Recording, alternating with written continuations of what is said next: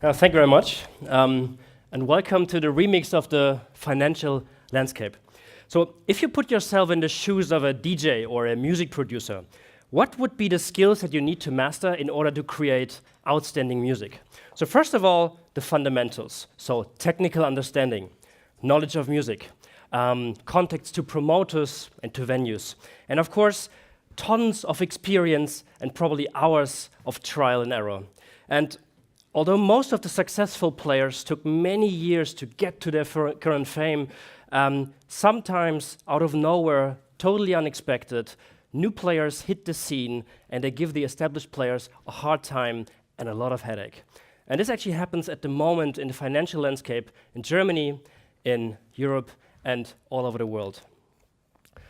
So how would you actually start with a remix? So you pick the original song and you start to work with it. So for us in the context of retail banking, this means that you use the traditional and well-known instruments to operate. And currently, though, banks face a long-lasting low-interest environment in Germany and in Europe, which decreases their profits dramatically, and it gives them a very hard time and challenges their traditional business model. Beyond that, factors such as legacy IT, regulatory burdens, and increase of costs make it even more difficult for them to earn money.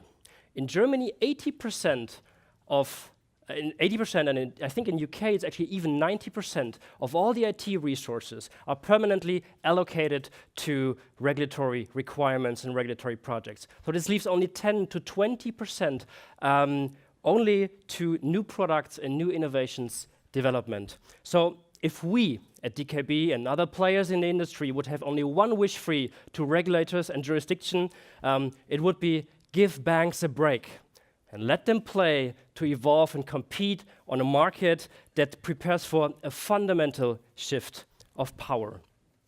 So these mentioned circumstances don't make it easier for retail banks to manage the new market shift. And this market is already, as we see, very, very fragmented, be it in Germany and probably everywhere in Europe.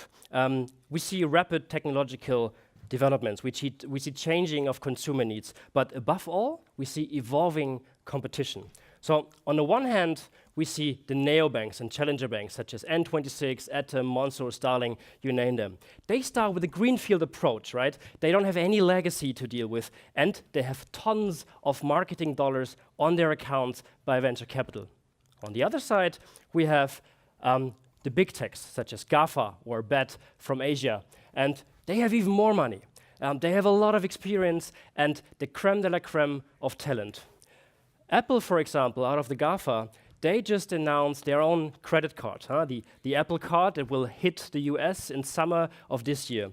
And this will be a revolution of customer experience with their own credit card. And it is just, for example, in terms of rewards and cashbacks, this time it's seriously only cash. It is that hits your account. It is no points, no annoying miles that you need to collect in a dedicated app for that. So it's just a virtual and a physical card directly connected to your iPhone. So this development happened in just a very few years, and many industry veterans are still in shock about this. So you ask yourself, what can we and others in the industry do to deal with that and to defend ourselves against these nuclear weapons? So first of all, manage the balance between your core strength and be as open-minded as possible. So we at DKB, as an example of a German online bank, we took time to consider and check our options and focus on our core strength, which is customer trust and full focus on the customer. So we ask our customers proactively for modifications of our product, for new features, new functionalities that we need to develop. We focus very much on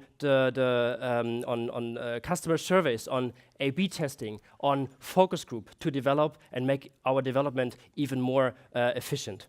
We use data to enrich the experience of our customers and to manage their banking in a way that it is not pain, but joy. And last but not least, we focus on regulatory excellence, because this is still one of the major points where the new players, the neobanks, have a hard time to deal with. And everybody in Germany who read the newspapers yesterday know exactly what I'm talking about, and maybe we hear some news later when some of these guys are on stage as well. However, there are many topics where banks have to alter their frameworks fundamentally. And in the stormy water of increasing competition, we need to promote customer loyalty, such as develop products and services that will be fully implemented in our daily lives as a one-stop shop for financial services. And we need to embrace the mindset that certain developments might not bring in quick returns or huge returns spot on, but more on the long term. We look at companies at DKB and products in the market that already established themselves and are well positioned and already brought some nice innovations in one market or different industries. One framework, for example, or one example is a framework from Google's Larry Page and his famous toothbrush test that determine a product's impact on our daily life. So he asks, is it like a toothbrush? You use it once or twice a day, and it does make your life better. And translating that into retail banking means that we will have to integrate solutions to our customers that they will use effortlessly and frequently in their daily lives, and they love using it. And this actually brings me to another great quote. This one is by Charles Darwin. He says that it's not the strongest of a species that survives, not the most intelligent that survives. It is the one that is most adaptable to change. And for DKB, this means that we create our own composition and choose the best solutions from each world, both banking and technology. So we see many tactics and strategies from neobanks and the big techs that we really like. So we borrow puzzle pieces, and we don't need to reinvent the wheel every time, right? And thus, we are moving in the direction of a tech bank. Although I like actually the philosophy of Jack Ma from Alibaba a bit better, who says it's not a tech bank, it's a tech fin, right? So the combination of a technological corporation with a banking license, full focus on financial services. So what does it mean for us? We merge our core assets, the very strong fin part, and we merge it with the technology part, so we go into a technical and organizational excellence. And we know all that, yes, everybody's talking about agile processes and digitalization, full digital solutions, but this is something we really need to put in our DNA. We need to live it. So we need to scale. We need to spot technological trends first. And yes, we need to get the right talent on board. And everybody's talking about, yeah, we need the techies, the software developers, architects, UI, UX designers. That's true. But let's not forget the guys translating this into business and vice versa. And of course, let's not forget the storytellers. So while focusing on this path, we see certain trends coming up.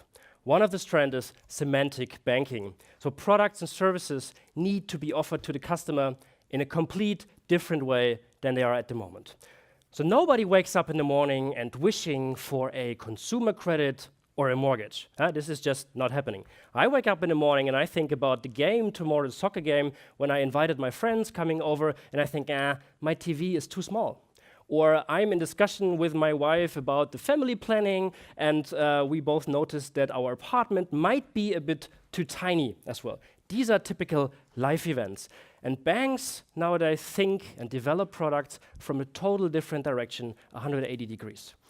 But to come back to my example, so I'm watching TV and I notice the TV is too small, right? So, and I want a better and a bigger TV. So what is going to happen next? I go to Amazon. I check all my TVs there. I go to ratings, reviews, and I spot one that I really like. So I go on shopping, I want to buy, and I see, ooh, I cannot afford it. It's way too expensive. But Amazon offers me a fair loan, spot on. So I don't ask myself, do they have a banking license? Are they regulated? I don't care. Since 15 years or more, I'm a happy and a loyal customer of Amazon, and they never betrayed me so far, and I hope it's never going to happen, so I trust them. I click buy, and tomorrow or the same day, I receive my TV, and tomorrow with the boys, I can watch the game on the new TV. So imagine that even further for more expensive or more complex products, such as a car. Why not buy a car for 50,000 euros on Amazon? Why not buy your apartment or house for 500,000 euros on Amazon? This might be possible in the future, and it happens where the people are anyways. Second example of semantic banking, I go every year in winter with my family to the Austrian Alps for a snowboarding trip. So imagine I cross the border from Germany to Austria, and I receive a push notification from my bank DKB informing me, hey Sascha, we actually noticed that you don't have a foreign health insurance for you and your family. But don't worry, Sascha, we got your back, we got you covered. We offer you now for 7 days for you and your family a health insurance. Just click yes, and you're good to go. And this is exactly what I do. I don't bother with it. I focus on snowboarding and my family. Second trend that we see is CUI, or conversational user interfaces. So in the last 3 years, we noticed a dramatic change in communication. So traditional methods and even social media is the new old school, right? And people started communicate in messengers such as Facebook messengers, WeChat, and WhatsApp. And these messengers have many advantages, and especially the younger target group, right? The millennials embrace it heavily. Just a couple of advantages. So conversation user interface look always the same. So they are always a conversational dialogue, like on WhatsApp, right? I don't need to learn new clicking path, new UI, UX from a new app. It comes to me naturally. The same is, it is call to action triggered. And the new technology such as natural language processing, machine learning, and even artificial intelligence helps to increase the speed and the quality of bot interactions with human, be it for customer service, for sales, or even for standard operations such as transactions. And on top of this, voice assistants will help very much to increase the possibilities and the qualities of the service. So Alexa, pay my phone bills. Or Siri, please transfer 100 euro to my daughter's savings account and make it a monthly standing order, is already possible. And this is something that we expect to be in the future, especially for very simple standard operations. But most important about conversational UI is that it will introduce the shift from transactions to interactions in banking. But how do we build this remix together? And of course, there are plenty ways to do that. For us, one option is actually, or something that we think about, is marketplaces, right? So what makes them so successful? Marketplaces are there for like thousands of years. Marketplace has always their own products and their own services. They appear very open to me. I can see them directly in my face. But it gives access to third parties in the best possible way. So I, as a consumer, can find everything in one place in the moment when I need it. And banks can do the same, right? They can leverage their existing customer relationship and open up for third parties as well. So a long-lasting success factor of Remix is, for us and for many other players in the industry, collaboration. And we at DKB started long time ago already in establishing partnerships, collaboration with startups, with fintechs, and with established players from all over the industry. And we see many advantages why we do this, and one is actually that we see that success and individual products derive best from partnerships, especially time to market, outstanding user interface and user experience, because a startup that we collaborate together with in a partnership focuses 100% on this topic. We as a bank, this is just impossible for us, right? We have so many topics and so many stuff to deal with, and at the same time, it focuses 100% on the relevant consumer needs. So with marketplaces or platforms, fully digital solutions will be curated in one place, which helps us to make the right offers at the right time. But with all of this, with all those ongoing alterations, we need to consider our audience all the way along, right? Because they are getting more diverse all the time, diverse by age, like how they grew up with technology, how they have varying tech affinity, are they early adopters, late adopters, and of course diverse, how they want to communicate with us, with what channels they use, and with what language they actually use, what dialect, especially in Germany, like du and sie is something that is fundamental for people how to be addressed with. But as diverse as our customers are, our employees are in these times. And first of all, we have an awesome crew at DKB. Our core message to all the teams in DKB is we look after each and everyone. And by taking everybody in the company seriously, we're listening to what they care about, their ideas, and we nurture their performance and their talent.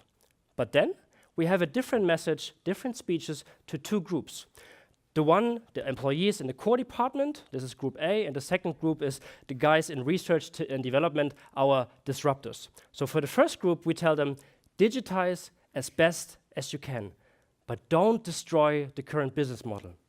Optimize it, cherish it, digitize it where you can do it and as good as possible, but keep the operation stable and ongoing and smooth.